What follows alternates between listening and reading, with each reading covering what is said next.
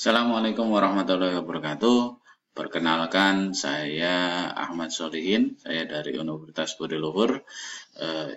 Ini adalah pengantar perkuliahan untuk seluruh mata kuliah yang saya ampu. Jadi akan saya sampaikan beberapa hal yang sifatnya umum, global gitu kan ya, untuk kelancaran dari kuliah teman-teman semua gitu kan ya. Ini adalah beberapa akun dari sosial media saya di Twitter, Facebook, YouTube ya, Instagram dan juga email dan ya. Nah, akun ini biasa digunakan untuk saya berkomunikasi dengan teman-teman semua ya, baik secara langsung maupun tidak langsung. Ya, jika ingin berkomunikasi melalui handphone, sudah saya share di e-learning link QR code yang bisa di-scan dan bisa disimpan kontak person saya. Baik, saya awali dengan satu pertanyaan. Apakah teman-teman ingin lancar kuliah atau secara umum ingin lancar studinya? Ya, ini ada beberapa masukan atau tips gitu ya, agar teman-teman lancar kuliah dalam kaitannya dengan ini sesuai atau selaras dengan nilai-nilai kebudiluhuran tentunya gitu kan ya. Pesan ini saya teruskan dari Bapak Zaitun sebagai pendiri dari Budi Luhur, Yayasan Budi Luhur atau Universitas Budi Luhur, ya, yang pernah disampaikan ke kami sebelum dulu kita kuliah gitu kan ya di S3 UGM, disampaikan mengenai 3 hal ini, dan saya kira sangat relevan dengan teman-teman juga gitu kan ya untuk kelancaran dari kuliah. Apa itu? Yang pertama adalah teman ya. Teman itu apa? Itu selalu mengedepankan kejujuran ya, baik dalam proses perkuliahan maupun dalam pengerjaan tugas atau ujian.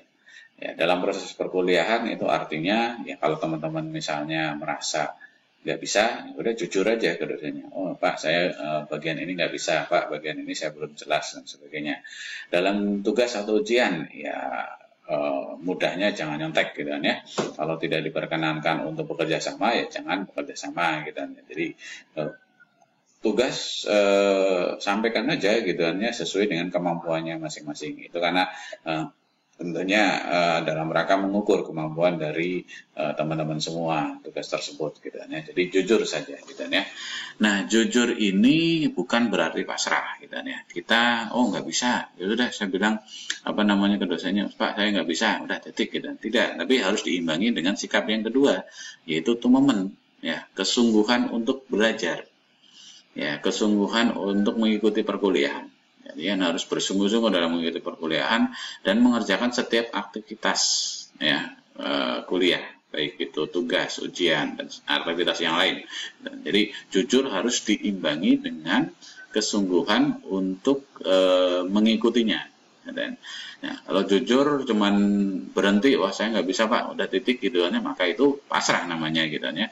Nah, tapi harus diimbangi dengan kesungguhan untuk berusaha untuk bisa. Ya, tunjukkan ke dosennya bahwa Anda memang bersungguh-sungguh untuk mengikuti perkuliahan, ya, hadir tepat waktu, mengerjakan tugas tepat waktu dan sebagainya. Ya, oke. Kemudian yang ketiga, ya, ini diimbangi juga dengan mituhu. Mituhu itu patuh ya atas arahan ya atau petunjuk dan nasihat dari dosen.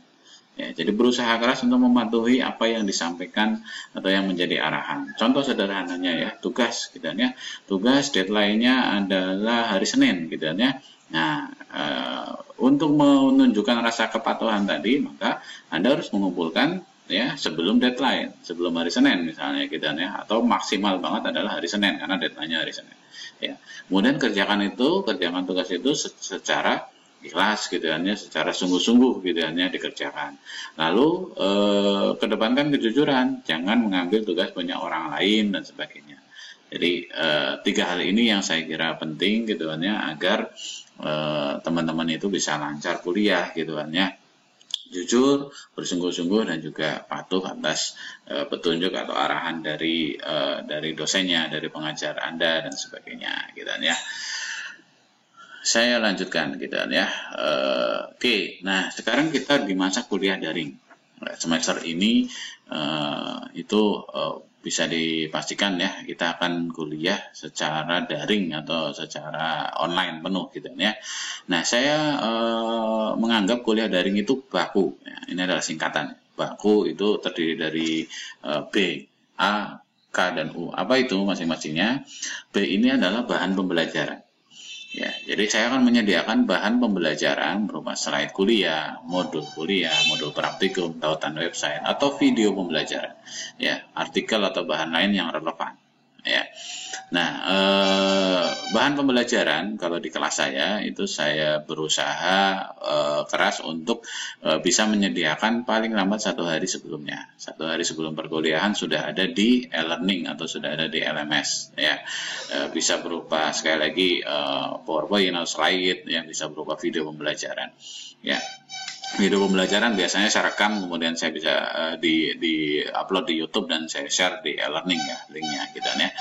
Kemudian yang kedua, A-nya adalah aktivitas ya.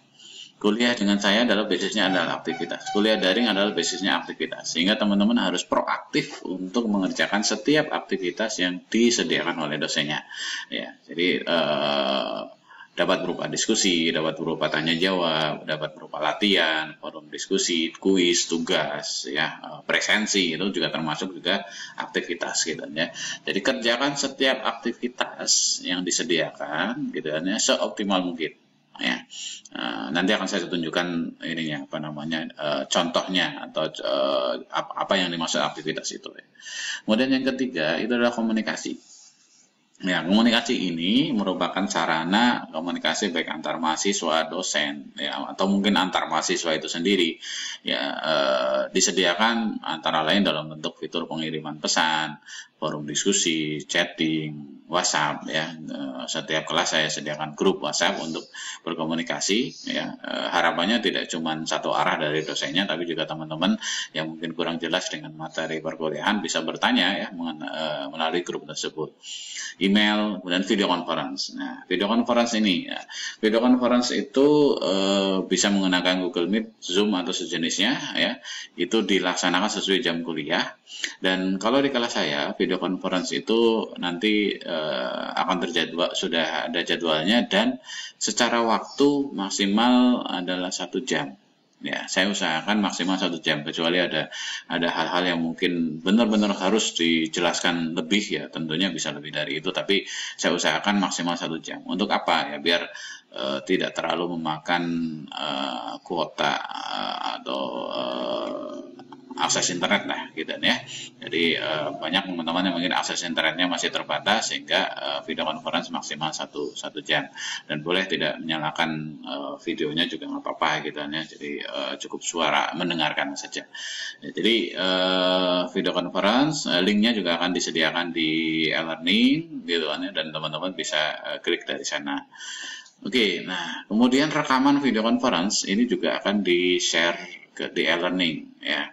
Jadi pada saat awal sesi video conference itu akan ada saya akan rekam gitu ya, dan rekamannya akan di-share di e-learning. Selanjutnya yang keempat adalah umpan balik. Nah, ini juga penting juga ya, umpan balik. Setiap pertemuan nanti akan ada aktivitas namanya umpan balik atau feedback. Nah, umpan balik ini gunanya untuk dosen dan mahasiswa itu sendiri. Ya, untuk dosen ada 3 pertanyaan ya. Di situ ada 3 pertanyaan. Yang pertama adalah apa yang sudah Anda pahami terkait dengan materi di pertemuan tersebut. Jadi materinya apa yang dijelaskan oleh dosennya, kemudian apa saja yang Anda sudah pahami dari materi itu ya. Jadi belajar apalah gitu ya.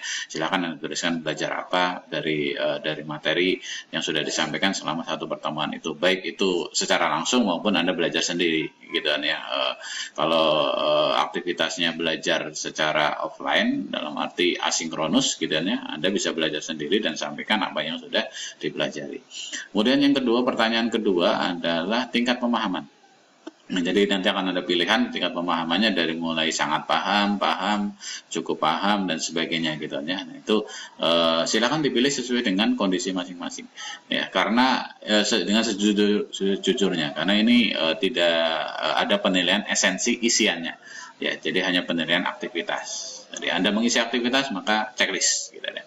Kemudian yang ketiga adalah saran atau masukan untuk mungkin pertemuan selanjutnya apa yang harus dilakukan, apa yang kurang. Misalnya, oh Pak dosen videonya tambah lagi Pak. Oh Pak contohnya tambah lagi Pak dan sebagainya gitu ya. Silahkan memberikan masukan seluas-luasnya untuk kebaikan atau untuk peningkatan kualitas pembelajaran di pertemuan-pertemuan selanjutnya. Ini akan saya lihat dan akan saya baca gitu ya untuk memperbaiki. Kalau memang ada saran yang bagus akan diikuti gitu ya. Oke, baik, itu mengenai kuliah daring. Nah, ini saya berikan contohnya. Ini contoh mata kuliah metodologi riset pertemuan 1. Jadi di bagian atas setiap pertemuan saya akan tuliskan judul materinya, lalu kemudian diikuti dengan mungkin tanggalnya kapan gitu ya. Lalu di situ ada tujuan pembelajaran, apa yang harus dicapai oleh mahasiswa, mampu apa dan sebagainya. Lalu ada aktivitas. Nah, contoh aktivitas itu ini ya, 1.1, 1.2, 1.3, 1.4 dan seterusnya, ini aktivitas namanya. Ya, ada berapa aktivitas setiap pertemuan? Ya beragam gitu kan ya. Nah, tapi setidaknya memenuhi unsur ada bahannya, ada bahan materinya dan ada aktivitas yang lain. Contoh ini ya, yang pertama ini adalah pretest mata kuliah. Di setiap awal perkuliahan maksudnya selama awal semester ya, jadi bukan setiap pertemuan ya, awal perkuliahan saya ada pretest mata kuliah. Nah, ini silakan dikerjakan. Nah, kalau sudah dikerjakan di sebelah kanan perhatikan di sini ada checklist ya. Nah, ini menandakan bahwa kalau sudah checklist Anda sudah mengerjakan aktivitas tersebut. Ya, jadi kalau ini dikerjakan, di sini akan checklist. Nah, ada aktivitas yang lain, misalnya ini unduh file ya. Ini materi ya. Silakan diunduh dan pelajari. Jadi kalau ini diklik, kemudian Anda mengunduh, maka di sini akan checklist. Kalau belum dilakukan, belum checklist. Ya, video conference juga demikian. Ya, sebaiknya linknya itu juga dikliknya dari sini. Walaupun mungkin Anda bisa share ke yang lain link dari video conference, tapi kliknya dari e-learning biar nanti bisa checklist aktivitasnya di sini. Ya, contoh yang lain presensi juga bagian dari aktivitas. Nah, namun dalam mata kuliah ini presensi nanti bisa jadi bersyarat.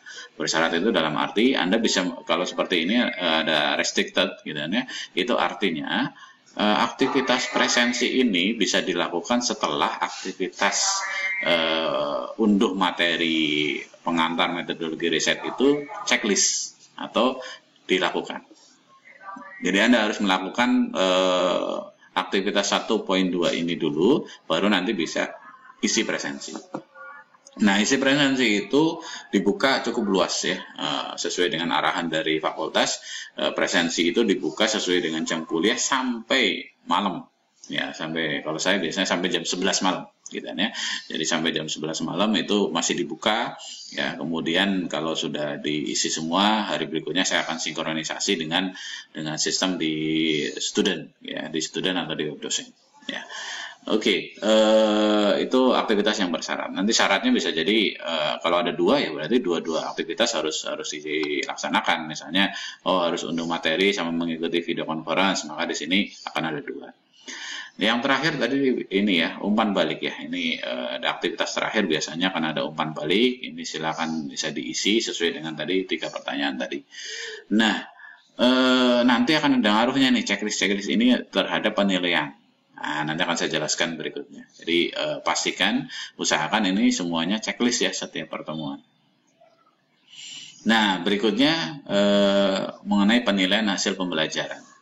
Ya, di Budi Luhur itu ada 3 komponen penilaian, yaitu tugas, UTS, dan UAS. Tugas dengan komposisi 30%, UTS 30%, dan UAS 40%. Ya, ini saya kira sudah berlaku di seluruh mata kuliah. Nah, perbedaannya adalah cara memperoleh nilai tugas. Nah, untuk mata kuliah daring atau mata kuliah saya, ya ini mungkin berbeda dengan dosen yang lain ya, tapi untuk mata kuliah saya, penilaian tugas itu dinilai berdasarkan aktivitas kuliah daring di internet. Ya, jadi aktivitas kuliah daring itu yang akan saya kompilasi menjadi nilai tugas. Gampangnya ya tadi yang sebelumnya sudah diilustrasikan ya. Ini kalau teman-teman semuanya checklist di sini maka berkesempatan dapat nilai tugas maksimal. Ya bisa 100 ya, jadi semuanya checklist. Dengan demikian tidak cuman hadir ya, tidak cuman presensi, jadi cuman presensi hadir kemudian tidak beraktivitas yang lain, itu bisa jadi tugasnya malah jelek gitu ya. Jadi kalau mau tugasnya bagus maka aktivitas ini penuhi semua ya, karena memang penilaian berbasis pada aktivitas ya. Walaupun nanti ada beberapa tugas yang mungkin dinilai secara angka gitu ya, ada gitu ya, misalnya ada kuis gitu ya, atau ada assignment yang memang dinilai secara angka, tapi sebagian besar itu akan dinilai juga secara activity atau aktivitas. Di akhir semester saya akan kompilasi, saya akan rata-rata ya seberapa pencapaian Anda terhadap aktivitas, maka itu akan menjadi nilai tugas. Ya, selanjutnya untuk UTS dan UAS saya kira bentuknya bisa berupa pilihan ganda, bisa juga penugasan ya, atau dua-duanya ya, tergantung nanti komposisi apa yang diujikan ya. Kalau misalnya banyakkan teori maka saya lebih banyak menggunakan pilihan ganda atau soal esai. Kalau itu memang sifatnya sisi praktis biasanya berupa penugasan ya, tergantung dari mata kuliahnya nanti ya. Itu kurang lebih ya terkait dengan penilaian hasil pembelajaran. Oke, terima kasih gitu kan ya. Itu sedikit terkait dengan pengantar perkuliahan. Mudah-mudahan bisa dipahami ya, dan bisa kita ikuti ya perkuliahan ini dengan yang penting dengan seru dan menarik ya. Mudah-mudahan dengan kerjasama kita semua tentunya gitu kan ya, teman-teman proaktif. Saya juga akan terbawa untuk bisa memberikan atau sharing ya lebih banyak knowledge, lebih banyak pengetahuan, lebih banyak ilmu ke teman-teman semua. Terima kasih, sampai ketemu lagi di perkuliahan ya setiap minggunya ya. Mudah-mudahan kita semua dalam keadaan sehat. Assalamualaikum warahmatullahi wabarakatuh.